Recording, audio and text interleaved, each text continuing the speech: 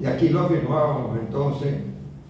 En primer lugar, satisfacer las necesidades básicas humanas.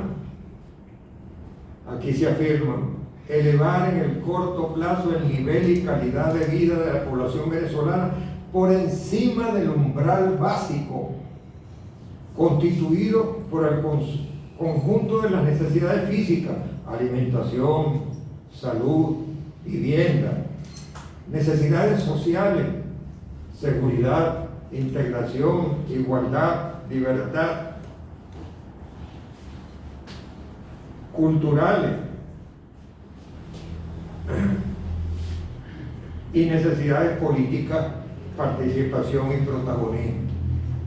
Esto está muy calcado del proyecto nacional barsaquiano, de esos trabajos que realizó Oscar Barsaqui y esos dignos argentinos que nos visitaron en los años 70 exilados y que se desarrollaron en el CENTE con los modelos, estilos de desarrollo y los modelos de experimentación numérica. Entonces había un cálculo, era buscar un cálculo, como se dice en italiano, desconfía, hijo mío, de quien no tiene el sentido de las proporciones.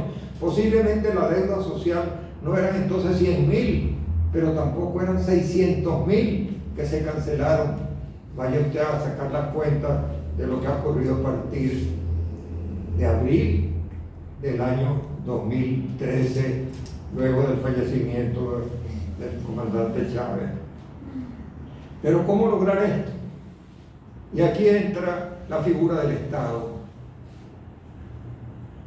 No como los estudios que trató de hacer Carlos Marx, por las aproximaciones que inclusive tuvo el profesor Isla Mesa, que tampoco pudo concluir eso, sino el papel del Estado como propietario, como regulador. Y fíjense que no estamos, repito de nuevo para que se entienda, no estamos hablando de socialismo en ese momento, apenas fue ya en el 2005, con la declaración del presidente Chávez allá en Porto Alegre, ¿no? En ese evento donde se comenzó a formular la idea de socialismo, que ahora parece que está en estos espacios, pero que a nivel de la retórica gubernamental esa palabra parece que es una mala palabra, sino una grosería para algunos. Papel del Estado, propietario, promotor, regulador. La política petrolera que se conocía, pero no.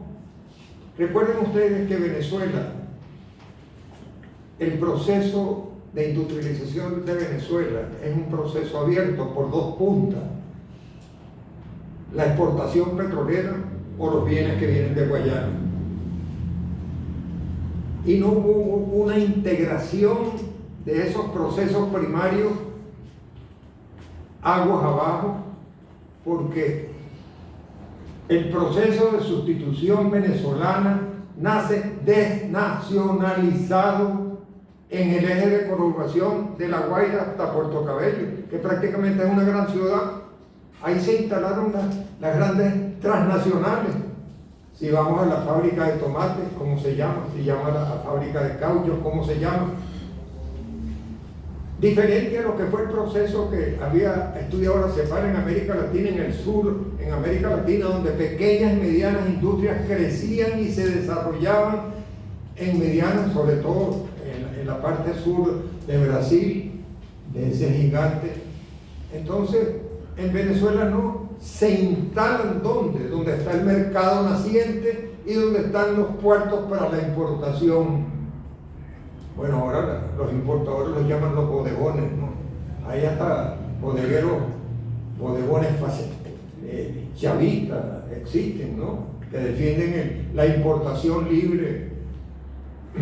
Entonces, este eje, ya estudiado por nosotros, inclusive hay un estudio que hicimos cuando éramos estudiantes del CENTE con Werner Corrales Leal, donde veíamos la concentración de la población, porque Venezuela está orientada hacia el Caribe, y allí comenzaban algunas ideas que luego no están expresadas precisamente en este ideario, pero mucho más adelante en el eje Orinoco-Apure.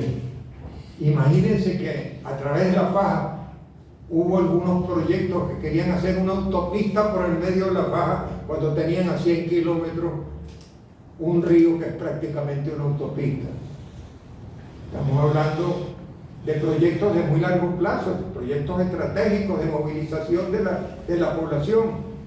Y en tales dificultades, decíamos después más arriba, el eje norte llanero, que cruza prácticamente el país desde el Táchira hasta Monaca, hasta el Delta, para no hablar de la parte costera, que este país está orientado y que es un país rural, no es un país urbano. ¿Cuánto es la población urbana? Pero no sabemos cuántos somos, si somos 30 o menos millones de habitantes concentrados en el eje norte costero, lamentando lo que ocurre allí, y más con la tragedia ahora lo que ocurrió con el deslave de Vargas en el 99 y ahora con la tragedia actual del sismo. Entonces, ese proyecto a largo plazo, que era estratégico en ese momento, no estaba incluido acá desde el punto territorial. Siempre le preguntábamos a los militares, ustedes saben que hay, en la teoría de juego, muchos cálculos se hacen a través del posicionamiento del control en el ajedrez. Pero hay un juego milenario de los chinos que se llama Go, que es la capacidad de ocupación del territorio, y evidentemente que ya estaba infiltrado en algunas de estas ideas, de la idea del Estado, no de las reformas que se habían tratado de hacer con la famosa COPRE o muchas más anteriores con las privatizaciones del ilustre señor Tinoco, sino cómo era la disposición de las fuerzas productivas en el territorio nacional para poder hacer una internacionalización del proceso y no continuar inclusive con aquellos que todavía piensan que podemos producir 6 millones de barriles todavía. No sé si hemos llegado a 1 millón o algo millón, y las exportaciones de unos 800.000 barriles. Entonces estaba el hecho del papel del Estado, y eso tiene que ver con un modelo que aquí planteábamos, que era un modelo intermedio. Hablábamos de un modelo humanitario, autogestionario en ese momento, no era socialista, y ese modelo del Estado tenía que ver en parte con la satisfacción de variables macro sociales, la pobreza, pero macroeconómica. Ahorita en Venezuela tenemos crecimiento económico. Hasta las Naciones Unidas